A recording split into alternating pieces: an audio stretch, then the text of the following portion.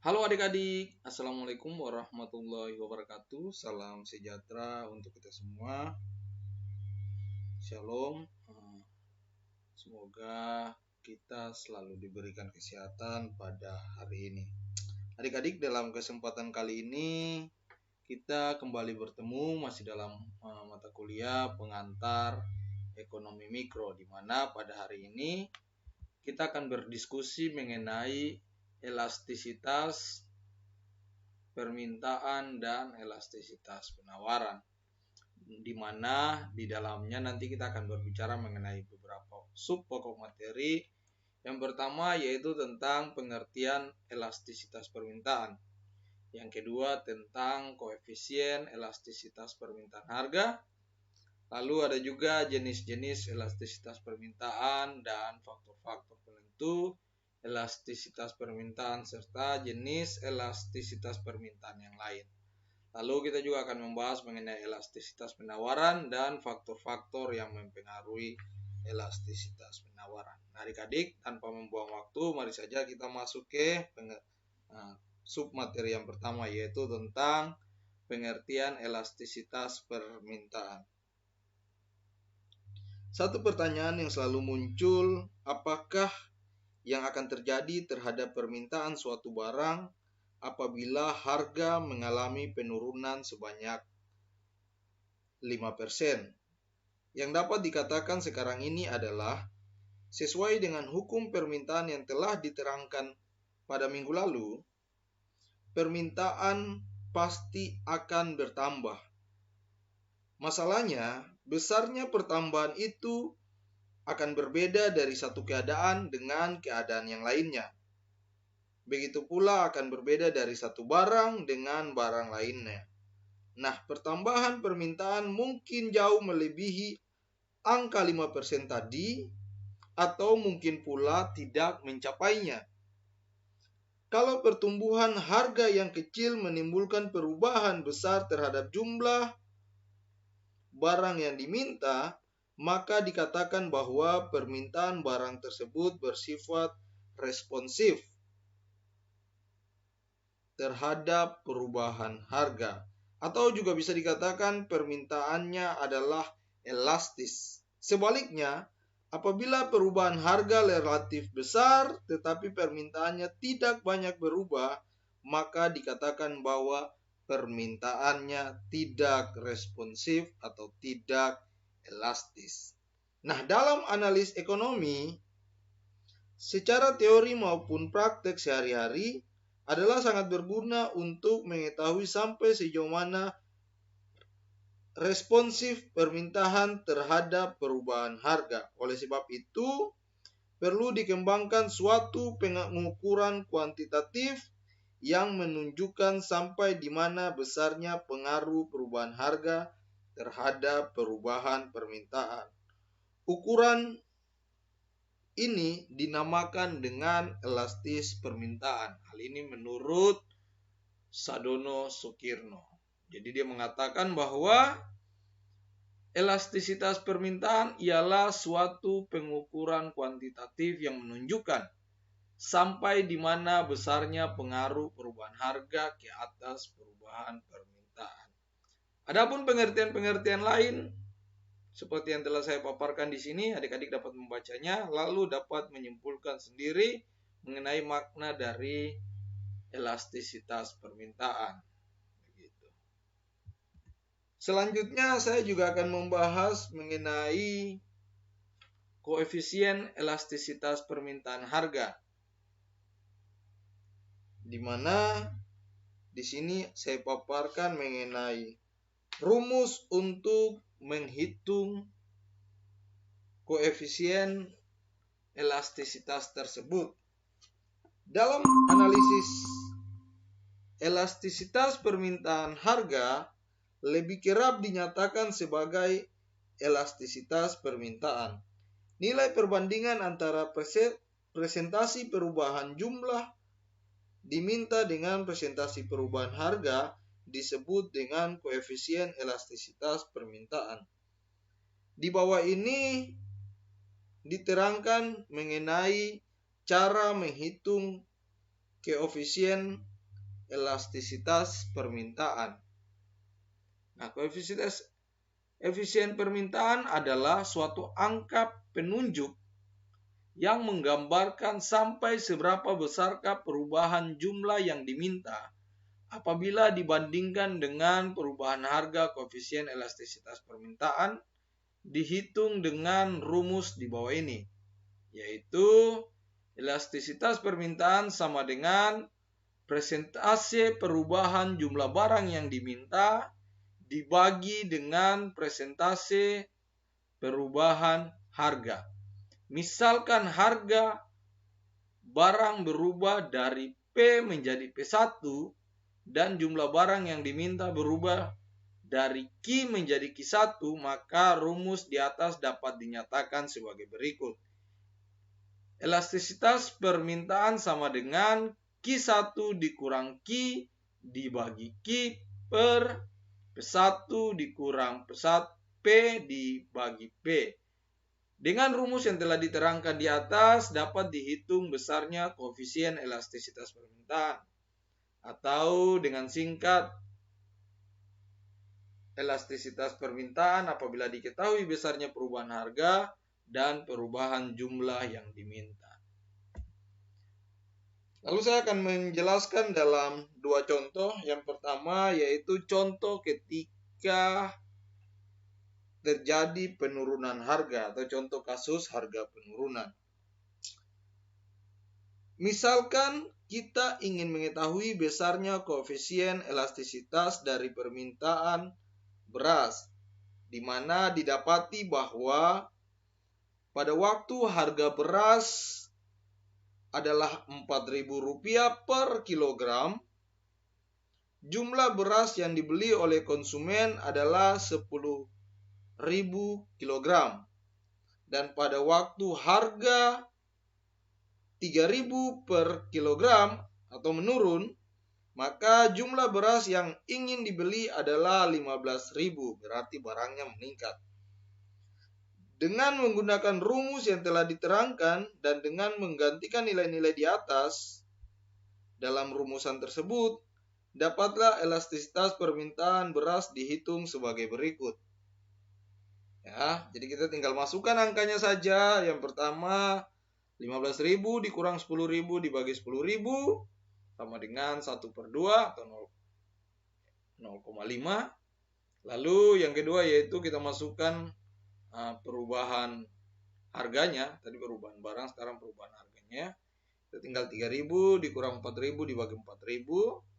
Maka kita bagi kedua angka tersebut, maka nilainya min 2 atau negatif 2. Nah, di sini kita ketahui bahwa ternyata angka yang diperoleh adalah negatif. Ini merupakan keadaan yang selalu akan terjadi. Nilai yang negatif disebabkan karena harga jumlah barang yang diminta mengalami perubahan ke arah yang berbalikan. Penurunan harga menaikkan permintaan, manakala kenaikan harga menurunkan permintaan. Di dalam penghitungan koefisien elastisitas, tanda negatif itu biasanya diabaikan saja. Berarti nilai koefisien elastisitas permintaan beras di atas adalah 2. Apakah makna dari nilai tersebut? Nilai tersebut berarti bahwa perubahan harga sebanyak 1% menimbulkan perubahan permintaan sebanyak 2%. Dalam contoh di atas, pengurangan harga sebanyak 25% atau 1.000 dibagi 4.000 menambah permintaan sebanyak 50%, yaitu 5.000 per 10.000 kilogram. Nah, yang kedua saya akan menunjukkan contoh ketika terjadi peningkatan harga dalam kasus yang masih sama. Itu misalkan kita ingin mengetahui besarnya koefisien elastisitas dari permintaan beras dengan didapati pada waktu harga beras 3.000, jumlah beras yang dibeli adalah 15 kg. Pada waktu harga mengalami kenaikan menjadi 4.000, jumlah beras yang ingin dibeli terjadi penurunan sebesar 10.000 kg.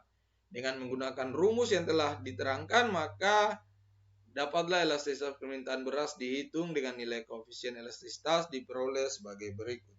Jadi kurang lebih sama ya dengan perhitungan yang sebelumnya. Oke, selanjutnya ada jenis-jenis elastisitas permintaan. Yang pertama ada jenis tidak elastis sempurna. Yang kedua ada elastisitas sempurna, lalu ada elastisitas uniter, lalu ada tidak elastis, dan ada yang elastis. Jadi ada 5 ya. Pada umumnya, sifat permintaan terhadap kebanyakan barang adalah seperti yang ditunjukkan pada gambar 4 dan 5, yang tidak elastis dan elastis. Jadi ada barang yang ketika terjadi perubahan dia tidak elastis, tapi ada juga yang ketika terjadi perubahan dia elastis. Nah, permintaan pada gambar 4 tadi atau yang tidak elastis adalah permintaan yang sifatnya ya tadi seperti yang saya katakan bahwa tidak elastis. Ketika harga terjadi perubahan, tetapi jumlah barang yang diminta tidak terlalu elastis, jadi berarti perubahannya tidak terlalu besar. Kita mengatakan suatu permintaan adalah bersifat tidak elastis apabila koefisien elastis permintaan tersebut adalah di antara 0 dan 1. Nah, koefisien permintaan mempunyai nilai yang demikian apabila persentase perubahan harga adalah lebih besar daripada persentase perubahan jumlah yang diminta. Seperti itu. Juga ada yang satunya yaitu elastis, adalah bersifat elastis, yaitu kurva ini menggambarkan bahwa apabila harga perubahan maka permintaan mengalami perubahan dengan persentase melebihi persentase perubahan harga. Seperti itu. Selanjutnya ada beberapa faktor penentu elastisitas permintaan. Apakah penyebab permintaan berbagai macam barang berbeda elastisitasnya? Ada beberapa faktor yang menimbulkan perbedaan elastisitas permintaan berbagai barang. Yang terpenting adalah tingkat kemampuan barang-barang lain untuk menggantikan barang yang bersangkutan. Dan yang kedua adalah persentase pendapatan yang akan dibelanjakan untuk membeli barang tersebut. Dan yang ketiga adalah jangka waktu di dalam mana permintaan itu dianalisis. Dalam suatu perekonomian terdapat banyak yang dapat digantikan dengan barang-barang lain yang sejenis dengannya. Tetapi ada pula yang sukar mencari penggantinya. Perbedaan ini menimbulkan perbedaan elastisitas di antara berbagai macam barang. Sekiranya suatu barang mempunyai banyak barang pengganti, permintaannya cenderung bersifat elastis. Maksudnya, perubahan harga yang kecil saja akan menimbulkan perubahan yang besar terhadap permintaan. Pada waktu harga naik, para pembeli akan merasa enggan untuk membeli barang tersebut.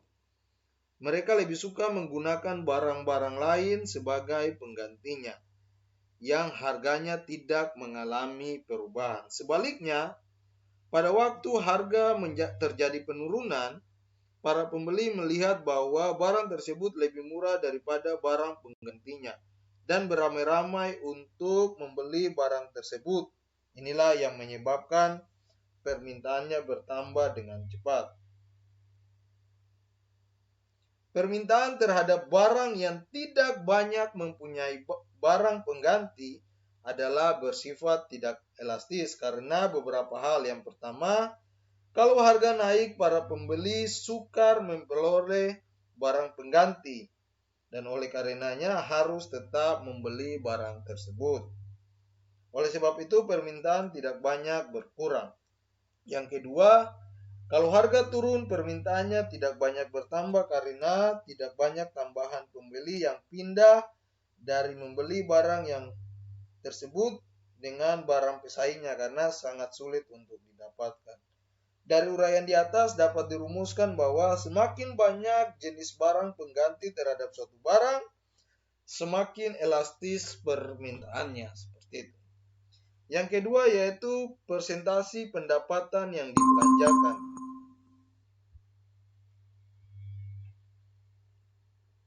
Besarnya bagian pendapatan yang digunakan untuk membeli suatu barang dapat mempengaruhi elastisitas permintaan terhadap barang tersebut. Perhatikanlah sikap orang dalam membeli barang-barang yang sangat murah harganya, seperti misalnya minuman ringan.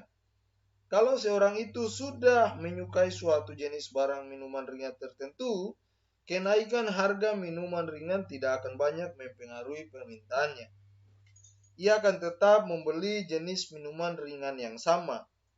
Oleh karenanya, pengeluarannya untuk minuman ringan merupakan bagian yang relatif dari pendapatannya. Tetapi perhatikan permintaan terhadap barang-barang yang agak mahal seperti mungkin radio, sepeda motor, televisi, dan lain sebagainya. Sebelum memutuskan apakah jenis radio atau sepeda motor atau televisi yang akan dibeli, orang akan membandingkan harga dari berbagai barang tersebut. Seperti contoh membandingkan harga antara radio satu dengan radio yang lain, sepeda motor satu dengan sepeda motor yang lain, televisi yang satu dengan televisi yang lain. Nah, harga akan memainkan peranan yang cukup menentukan dalam melakukan pilihan tersebut. Perbedaan harga dapat menyebabkan orang membatalkan untuk membeli barang dari suatu merek tertentu dan membeli merek yang lain yang lebih murah.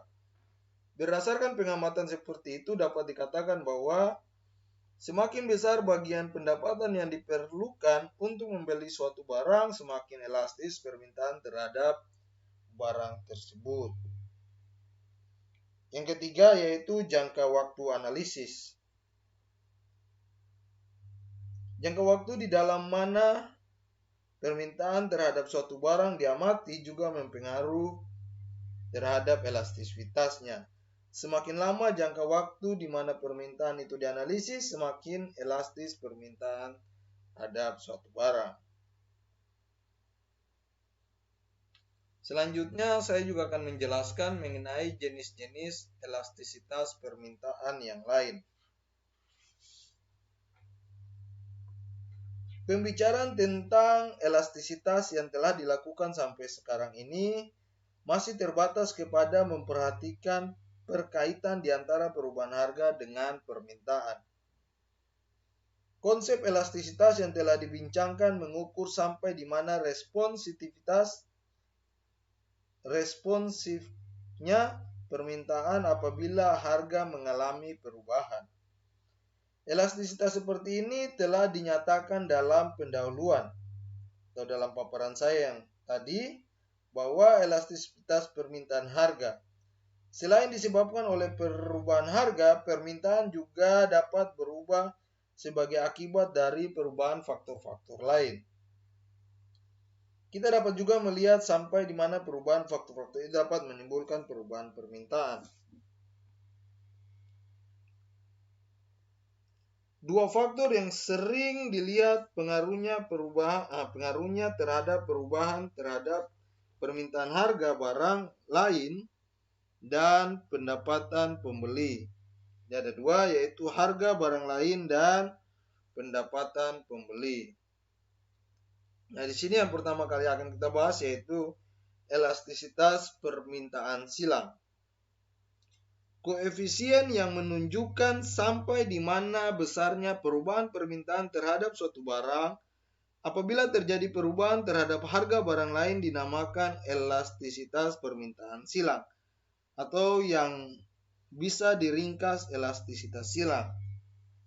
Apabila perubahan harga barang Y menyebabkan permintaan barang X berubah, maka sifat perhubungan di antara keduanya digambarkan oleh elastisitas silang. Besarnya elastisitas silang dapat dihitung berdasarkan rumus elastisitas silang sama dengan persentasi perubahan jumlah barang X yang diminta dibagi dengan persentasi perubahan barang Y. Lalu yang kedua yaitu elastisitas permintaan pendapatan. Koefisien yang menunjukkan sampai di mana besarnya perubahan permintaan terhadap suatu barang sebagai akibat daripada perubahan pendapatan pembeli dinamakan dengan elastisitas permintaan pendapatan. Atau yang kita ringkas menjadi elastisitas pendapatan. Besarnya elastisitas pendapatan dapat ditentukan dengan menggunakan rumus sebagai berikut, yaitu elastisitas pendapatan sama dengan persentasi perubahan jumlah barang yang diminta dibagi dengan persentasi perubahan pendapatan. Seperti itu.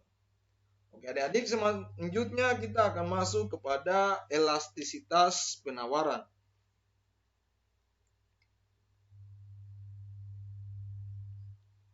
Dalam menerangkan mengenai hukum penawaran, diterangkan bahwa perubahan harga akan mengubah jumlah penawaran. Oleh sebab itu, konsep elastisitas ini juga dapat digunakan untuk menerangkan perubahan penawaran. Elastisitas permintaan mengukur responsif permintaan yang ditimbulkan oleh perubahan harga. Sedangkan elastisitas penawaran mengukur responsif penawaran sebagai akibat perubahan harga. Jadi perbedaannya di situ. Koefisien elastisitas penawaran dapat dihitung dengan menggunakan rumus elastisitas penawaran sama dengan persentasi perubahan jumlah barang yang ditawarkan dibagi dengan persentasi perubahan harga. Untuk tujuan perhitungan rumus ini perlu diubah menjadi QB kurang QA sama dengan QA dan PB dikurang PA sama dengan dibagi PA, di mana koefisien elastisitas penawaran dan kalau QB itu jumlah baru, kan? Jumlah setelah perubahan. Sedangkan QA adalah jumlah penawaran sebelumnya, PB adalah tingkat harga yang baru, dan PA adalah tingkat harga yang lama. Yang berarti kalau kita jabarkan lagi, elastisitas penawaran sama dengan jumlah barang baru dikurangi dengan jumlah barang yang lama dibagi dengan jumlah barang yang lama. Lalu hasilnya dibagi lagi dengan jumlah harga yang baru dikurang jumlah harga yang lama dibagi dengan jumlah harga yang lama. Kedua pembagian tersebut dibagi, lalu kita akan mendapatkan nilai dari elastisitas penawaran. Lalu ada faktor-faktor yang mempengaruhi elastisitas penawaran.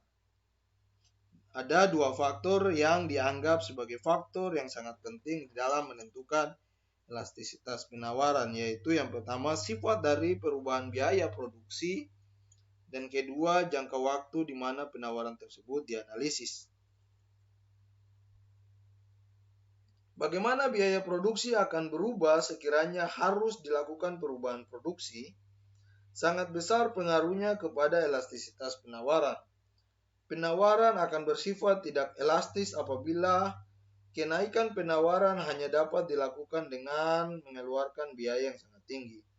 Tetapi kalau penawaran dapat ditambah dengan pengeluaran biaya tambahan yang tidak terlalu besar, maka penawaran akan bersifat elastis. Apakah biaya produksi akan meningkat dengan cepat atau akan mengalami pertambahan yang sedikit saja? Apabila produksi ditambah, tergantung kepada banyak faktor.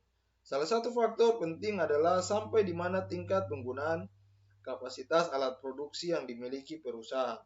Apabila kapasitas yang telah mencapai tingkatan yang tinggi, maka investasi baru harusnya dilakukan dengan penambahan produksi. Seperti itu. Yang kedua ada jangka waktu analisis.